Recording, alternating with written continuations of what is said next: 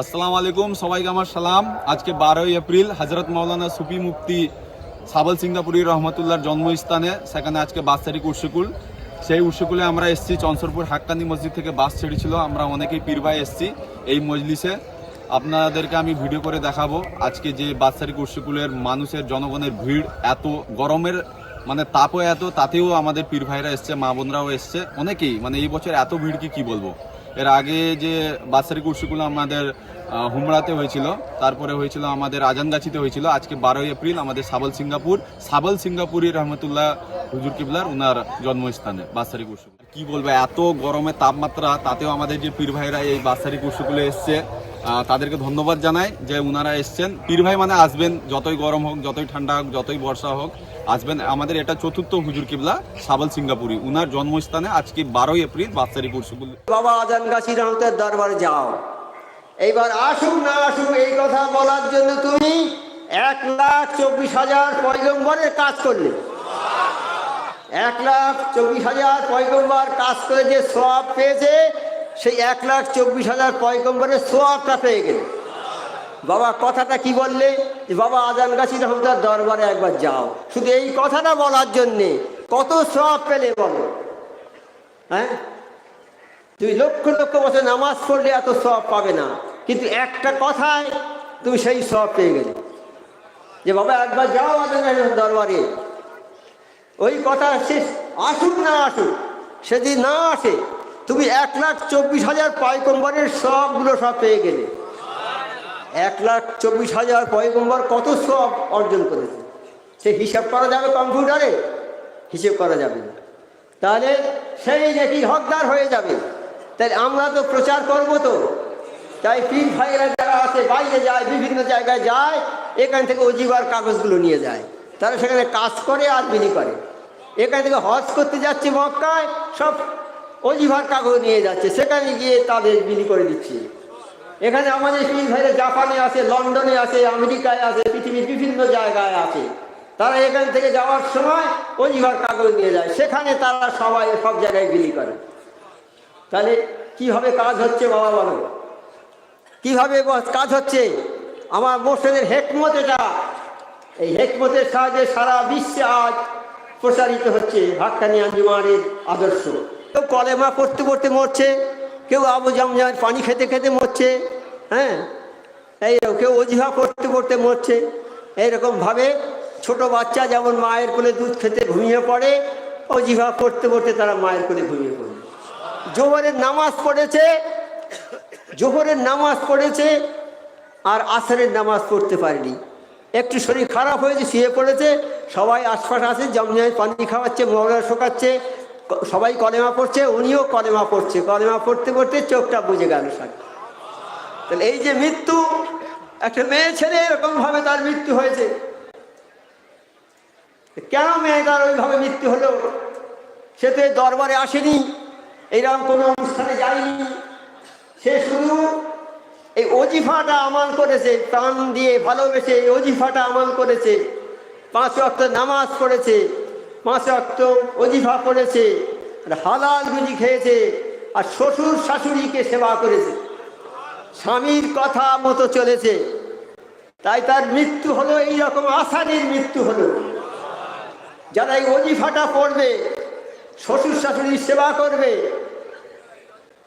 স্বামীর কথা মতো চলবে, 5 ওয়াক্ত নামাজ পড়বে, অজিফা পড়বে, রমজানের রোজা করবে, তাদের মৃত্যু আসানির হবে, তারা জান্নাতি হবে। তা আমাদের মা বোনেদের বলছি, তারা যেন এইরকম হয়। আজকে যে অনুষ্ঠান হচ্ছে, আজকে আমার মা বোনেরা সব বাড়ি থেকে শুনতে পাচ্ছে সব। তা নারী জাতি হচ্ছে পৃথিবী, আমার নবী সাল্লাল্লাহু বলেছেন যে নারী জাতি হচ্ছে পৃথিবীর সর্বশ্রেষ্ঠ সম্পদ। এই নারী জাতি সর্বশ্রেষ্ঠ সম্পদ, পৃথিবীতে যা আছে তার চেয়ে শ্রেষ্ঠ সম্পদ হল নারী জাতি, সতী সাধ্বী।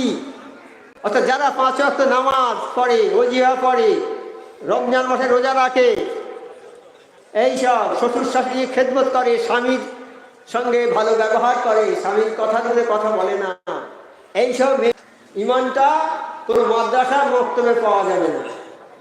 ভাই সোনা কি ওই চাল পটিতে গেলে হবে? না লোহার দোকানে গিয়ে বললে সোনা পাওয়া যাবে? যাবে? আমি সোনা কিনবো, যদি লোহার দোকানে গিয়ে বলি ভাই আমার 1 কেজি সোনা দাও, পাওয়া যাবে?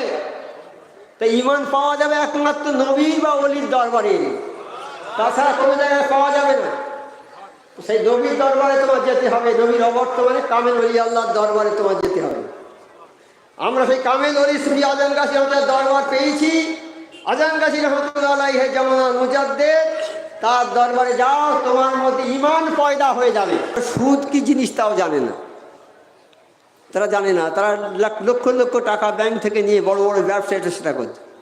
ওই যে টাকা সুদ হয় এটা খারাপ জিনিস তাও জানে না, কারণ তারা তো এই দরবারে কোনদিন আসেনি, আর কালাম পাকও হয়তো দেখেনি তারা। কালাম পাক যারা পড়বে তারা বুঝতে পারবে যে আল্লাহ কি হুকুম করেছে। যারা পড়ে না তারা বুঝবে কি করে? তারা বুঝতে পারবে না। তারা নিজের আকল মতো কাজ করবে, নিজের মনে যেটা হবে সেইটা করবে। তা আমার পীর ভাইয়েরা সব সেই রকম আমার মুর্শিদের হুকুম অনুযায়ী তারা সব জায়গায় এই কালাম পাকের কথাগুলো প্রচার করে দিচ্ছে। আর আমার চতুর্থ মুর্শিদ সবর সিং রহমতুল্লাহ এই 26টা ভাষায় এই ওজিফা আল্লাহর হুকুমটা সারা বিশ্বের মানুষের কাছে পৌঁছে দিয়েছে। ওর সুফি সবর সিং রহমতুল্লাহের জামানাটা ওটা একটা হাক্কানি স্বর্ণযুগ বলা যায়। হাক্কানি ওই সময় খুব উঁচু জায়গায় পৌঁছে গিয়েছিল। তা আমরা বলি হে আল্লাহ, আমরা যদি আমার মুর্শিদের চেয়ে বেশি কিছু না করতে পারি, অন্তত আমার মুর্শিদ যে বাগান তৈরি করে রেখে গেছে ওই বাগানের যেন কোনো ক্ষতি না হয়, আমাদের দ্বারায় যেন কোনো ক্ষতি না হয়, হাক্কানি আঞ্জুমানের কোনো ক্ষতি যেন আমাদের দ্বারা না হয়। যারা হাক্কানি আঞ্জুমানের ক্ষতি করবে বাবা, তাদের অবস্থা খারাপ হয়ে যাবে আল্লাহর তরফ থেকে। এটা আল্লাহর কাজ, আল্লাহর সংগঠন, কাজেই সাবধান থাকবে। শয়তানের প্রলোভনে পড়ে হাক্কানি আঞ্জুমানের কোনো ক্ষতি যেন না হয়, আমরা বেশি বাড়াতে না পারি। আমার মুর্শিদ সুফি সবর সিং রহমতুল্লাহ জমানায় হাক্কানিরা প্রচুর দূর অগ্রসর হয়েছে, সারা বিশ্বে প্রচারিত হয়েছে প্রায়। এখন আমরা অত না পারি, ওর চেয়ে বেশি না পারি, কিন্তু ওর চেয়ে ওইটা ওই পর্যন্ত যেন আমরা থাকতে পারি। যদি পারি তাই যথেষ্ট হবে, কিন্তু আমরা চেষ্টা করবো যে আরও যেন আমরা হাক্কানি আঞ্জুমানকে আরও দূরে দূরে নিয়ে যেতে পারি, আরও বহু দূরে নিয়ে যেতে পারি, আরও অনেক মানুষের কাছে প্রচার করে দিতে পারি। এমন অনেক জায়গা আছে আমরা সেখানে এখনো পৌঁছতে পারিনি বাবা, এমন অনেক জায়গা আছে সেখানে আমরা পৌঁছতে পারিনি। আশা করি যে পদ্ধতির মাধ্যমে আমরা এই কাজ শুরু করেছি, আল্লাহর বাণী প্রচারের কাজ, ইনশাল্লাহ তাআলা অদূর ভবিষ্যতে এ সারা বিশ্বকে ঢেকে দেবে। আর এটা বিরাট জিনিস একটা, সেই জন্য আমাদের মেহনত করতে হবে বাবা। আমরা যদি মেহনত না করি তাহলে আমাদের কিছু হবে না বাবা। যে মূল্যবান মালিক একটা পেলে কাঠুরিয়া পেয়ে সে কী করলো, সে ফেলে দিলে দরিয়াতে। ওর এর কী মূল্য আছে সে তো বোঝে না। মালিকের মূল্যটা কি? একটা মানিক, সোনার মানিকের মূল্য কাঠুরিয়া বোঝে না। সে মানিকটা পেয়ে ফেলে দিলে দরিয়ায়। তা আমাদের এই যে মানিক সুফি আজান গাছির দরবার, এটা আমাদের কাছে মানিক একটা। তো যারা চিনতে পারবে মানিক তারা এই দরবারে টিকে থাকবে, যারা চিনতে পারবে না তারা সরে যাবে। সেই জন্যে আল্লাহ যেন সবাইকে চেনার জানার ক্ষমতা দেয় আমাদের।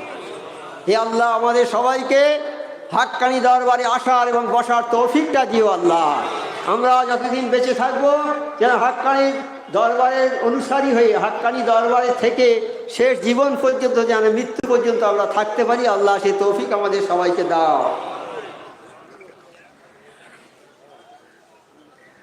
আর এই দরবারটা হলো পরিবর্তনের দরবার। পরিবর্তন। একটা লোক নামাজ পড়ে না, রোজা রাখে না, হ্যাঁ, সুদের সঙ্গে যুক্ত আছে, চুরি করে, রাহাজানি করে, যত রকম গুণ আছে সব করে, যত রকমের খারাপ কাজ সব করে।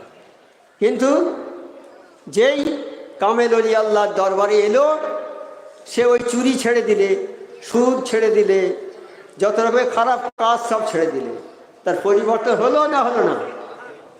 তা নবী পাক সাল্লাল্লাহু আলাইহি ওয়াসাল্লামের দরবারে যারা এসেছিল, কেউ ছিল মদখোর, কেউ জেনাখোর, কেউ সুদখোর,